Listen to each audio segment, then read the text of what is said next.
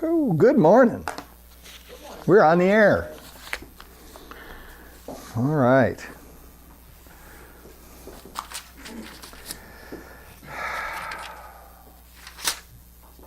Undivided. Undivided attention leads to happiness. Of course, it depends what you put your attention on. Sometimes that undivided attention leads to misery, right? So, okay, I think it is a Yogi Berra-ism.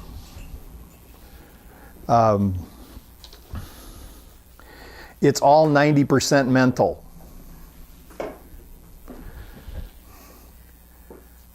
So, there's this idea that everything is kind of psychosomatic. It's been popular for a long time. Most people have heard the idea. A lot of people accept the possibility of the idea, but nobody really wants to believe it totally, right? Nobody really wants to believe totally that it's all in our mind. But that really is the key, to start accepting this idea that our entire life is in our mind.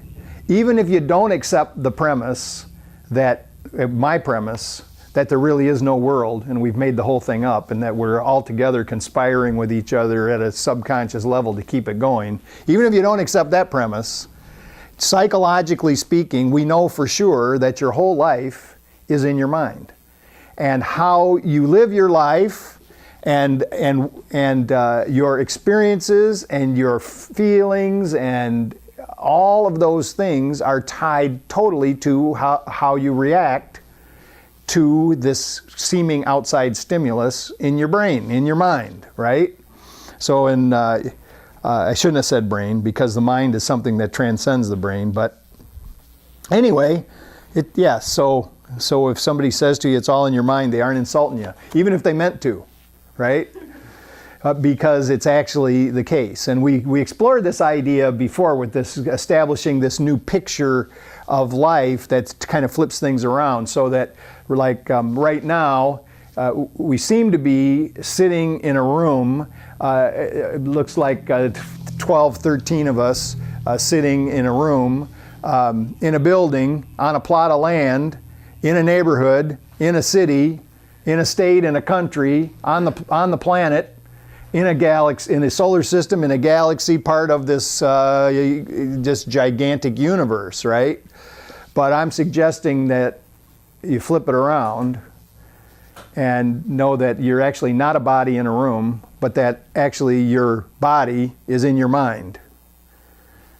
And that the room is in your mind.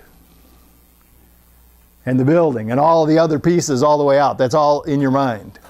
And again, I'm going to speak from a practical point of view. It really all is in your mind, because how you perceive all of these things, again, even if my first premise was incorrect, how that really is still your reality. So all I'm saying here is we are making our own reality every day. We think other people are impacting us. We believe that other people and forces and circumstances in the world are making our experience. And I'm not in denial that people do things. I'm not in denial that there seems to be a lot of trouble in the world.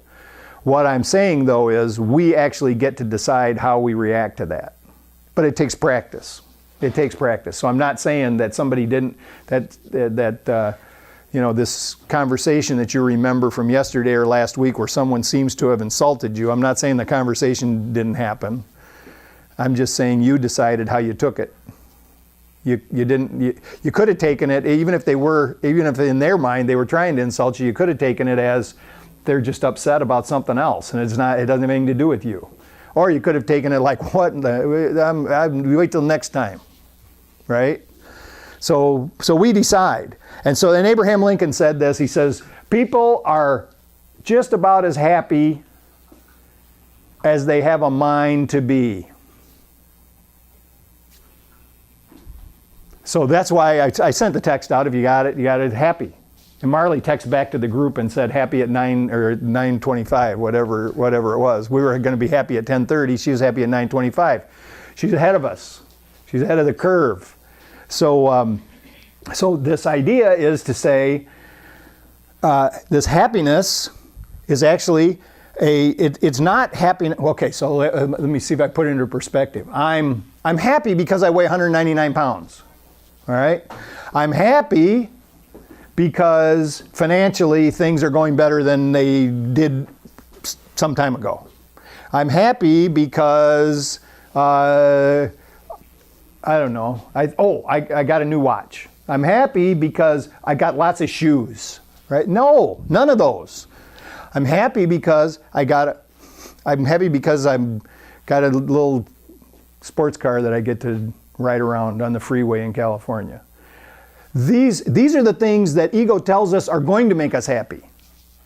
They do not make us happy. For a minute, for an instant, we get this little bit of happiness, right? We get a little bit of happiness for these things. So the problem is, yes, I do have a new watch coming. I got another watch coming, right? And I'll be happy to see it. It's it's like Christmas, right? Package comes, there's a new watch in the package. It's very cool. 2 days from now, I'll be looking at another watch. And when I'm driving a little sports car around the freeway in California, I'm noticing that there's other people driving Maseratis. Oh, yes, a bunch of them. There's other. I'm noticing that, and I'm thinking, geez, my poor little sports car here. This is the problem with thinking that we're going to get our happiness from the material world. It's fleeting. Sometimes it doesn't even deliver the initial happiness that we thought we were going to have. We think we're going to be happy here in a relationship. We think, we're longing. If we're at the moment, if we're in a transition period and we're not like having a romantic relationship, we are longing for this connection, and we're thinking, we're dreaming, hoping we're going to find this perfect person. We don't even think about it consciously that way, but that's the sense of it. We're going to find this perfect person, and we're going to get together, and I'm going to make them happy, and they're going to make me happy, and then, this is going to be... And again, we're not consciously thinking these silly thoughts, but that's the flavor of it. It's the hope, it's the dream. It could even be called a fantasy, right? And it actually is a fantasy because nobody else can make us happy. We cannot make anybody else happy. We can be happy together, but only if we're happy inside. Only if we're happy with ourselves. Otherwise, it's just a continual struggle. And then one day they'll make us kind of happy. Other days they won't make us happy at all. And it based totally on their behavior and how they act with us. And so then we've got the idea that I get the perfect job, right? I get the perfect job and that will make me happy. And we've got talents and abilities. We have, in the world, because we are like little chips off the diamond. We are fragments of the whole in the world. And as that fragment, we have unique talents and abilities, different than anybody else. And it's part of our, really part of our mission is to use those talents and abilities for the furtherance of the big purpose, the overall purpose, which I'll get to in a minute. So we have aspirations that are usually, we may not even have a real clear idea in our mind about what we'd like to do, but we have things that we're good at. We have things that we do like to do, activities that we like to do. We know we have some assets. Now, you can figure out what your dream job is by just sitting down and writing these things down, right? Okay. What have I accomplished in the past? What activities do I like to do? Did I have dreams as a child as to what I wanted to be, what I wanted to do? What have other people told me are my assets? Write all these things down, and it doesn't take very long to kind of formulate what direction you should go in life by doing that.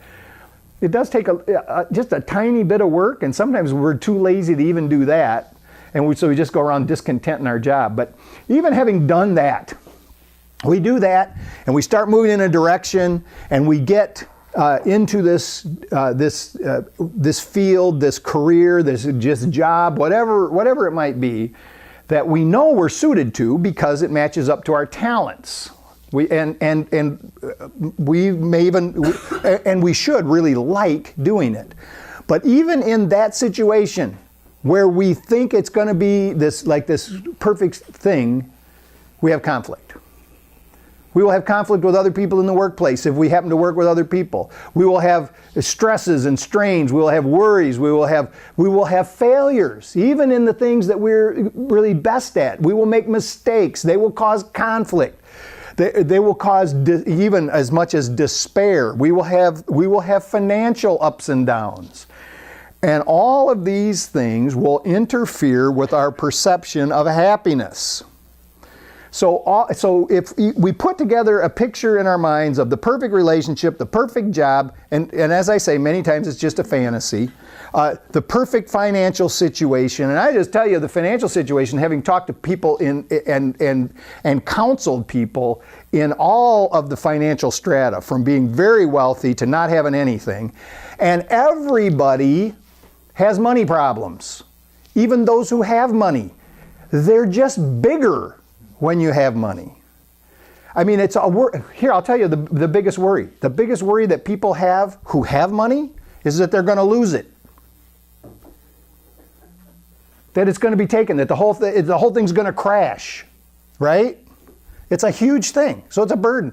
So I know, you'd rather have that burden than not have the money, right? It's a better burden. You say, oh, let me try that. I won't be so worried about it. I'll just enjoy it. So all these scenarios that we come up with in our mind, that this is the thing that's going to translate into happiness, always turn out, if that's what we're focused on, they always turned out to be disappointing in ways. So Ken Wapnick tells a story. It's an ancient story. It's from Homer. It's from the Iliad and the Odyssey, and it's the story of Sisyphus. And Sisyphus was he was a guy he dies, okay? He's a guy who died. And his wife didn't put the coin under his tongue. And now you got to have a coin under your tongue to pay for your fare into the underworld. So when people died, they put a coin under their tongue. That paid for the fare across the river to go to the underworld. Well, imagine his embarrassment. He gets to the underworld. No coin. And they say, "What? Hey, come on! What's a coin? Where's your coin at?" And he appeals to them. Turns out he's a trickster, right? He appeals to them. He says, "Listen," he says, "send me back to the world of the living, and I'll straighten this whole thing out. I'll have my wife put the coin under my tongue. You can take me back. Everything's paid. We're cool." And so Persephone, who is the goddess in the underworld, she relents and she says, oh fine, I'll send you back. So she sends Sisyphus back into the world of the living, and then he doesn't keep his agreement. He stays in the world of the living.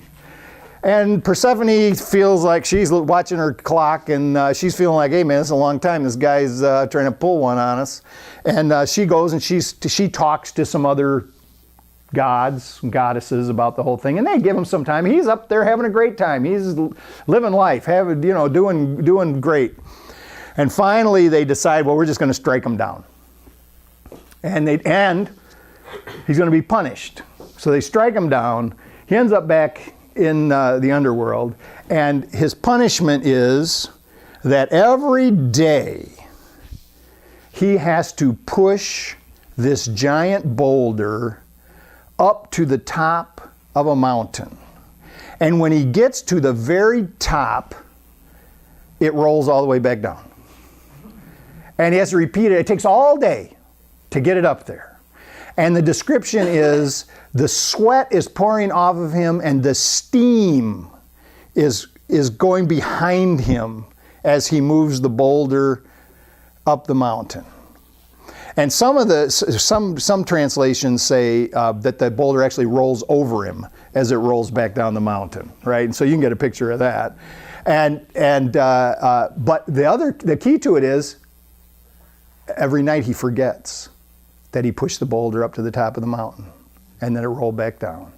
And the next day, he just repeats the same thing again, forever. And that's the punishment, right? He's just going to keep repeating it over and over again. And this is so insightful. And if you haven't got the picture yet, you just think about your life. You do the same things over and over again. It seems like you're not getting anywhere. And it's the symbol. It is a symbol for the futility of life in the body. That it's just a continual repetition of these. It may be a different task every day, and it always ends. Think about this. If you identify with the body, it always ends in death. If you just think about the body, that's it. It always ends in death, because there's no body that keeps going forever. So Sisyphus is that symbol for us in this never-ending cycle of struggle against the world to accomplish a task that even when it's accomplished, it's almost as naught. Boulder just rolls back down. So what Ken Wapnick says about this is that in the material world, there will never really be true happiness, because there will always be something missing. And but the ego keeps promising us that this next thing is going to be the thing that makes us happy, but it doesn't deliver. It makes promises that it really cannot keep. And it actually is making promises that it never intends to keep. Because the whole idea is to keep us in flux, to keep us... remember, and now, again, I stray a little bit into the metaphysical part, but psychologically speaking, this idea is like very sound. The ego is made up of these three parts. It's made up of the id, which wants what it wants, when it wants it right now. Then the ego, what Freud, he didn't call it the ego, but that's what we call it. That part in our psychology that is supposed to control the id, right? And it's supposed to and it promises the id that it's going to give it what it wants, but it doesn't quite. You got to control it, because the id just will go and do anything. It'll do anything that comes into its mind if.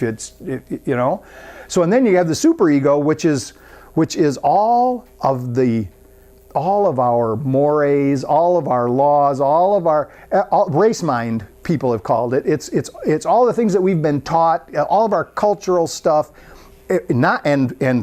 for ages, and that's buried underneath the surface. Well, all those things together. That's what the Course is saying is the ego.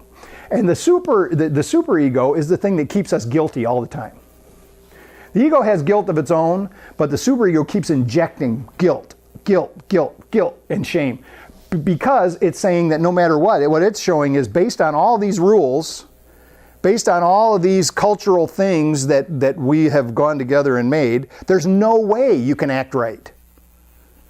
There's no way you can actually succeed and not do something that the superego would tell you is wrong. So we're caught up in guilt. And caught up in guilt at a conscious level, we experience it, but it's at the subconscious level that it keeps throwing things out up into the conscious mind. It keeps throwing out ideas that cause feelings that make us unhappy. This is where it all comes from. So, and this is, really pretty much established. So I'm not asking you to take a leap of faith here. I'm just saying we know pretty much that this is how the mind works. So happiness in the material world is always going to be a fleeting thing. Now we do get some. We get a taste of sweetness, right? But we're distracted. We get distracted from, even in the most happiest times, we'll find our mind wandering to this might end, or we find our mind wandering to something that happened yesterday. So it's difficult. But we can find happiness. We can find happiness that is true, sustained, lasting happiness when we begin to change our minds. because it's all on the inside. It's all in mind. How we're reacting, it's all in mind. But the only way it's going to work is for us to continue to do these practices. The only way it's going to work, just this simple little meditation that we did at the beginning, to sit quietly, breathe, notice the breath, to start doing that practice and then be able to do it like when you go out into the world. So it will change everything, because in the middle of stress and strain and sometimes seeming heartbreak, the ability to get quiet and focus on the breath changes the entire perspective. Because then from that point of quietness, we can substitute any thought that we want for the distressing thought that we just had that causes our suffering. And this is how it's going. We have, so think about this model, and it's a model that I will continue to talk about. We have a belief system. We have a belief system which is actually you think about a ball of yarn that's gotten all knotted up, and we kind of rolled it up into a ball, but there's knots in the strands, and it's just a mess. It's just all knotted up. And this is like a good picture for this thought system. And this thought system actually is composed of the id, the ego, and the superego. All of it is in this thought system. Some of this ball of yarn is below the conscious level. Some of it is up above. But here's what happens in this thought system. We are looping. Our mind is we think that we're thinking consecutive thoughts, one right after another, that are kind of original, and but really what's happening is we're caught in this loop that we keep going round and round and round, and even when we're thinking about different things, it's resulting in the same kinds of feelings. So this thought system, belief system. We have a belief system that one of the major ideas in the belief system is that we are separate and alone.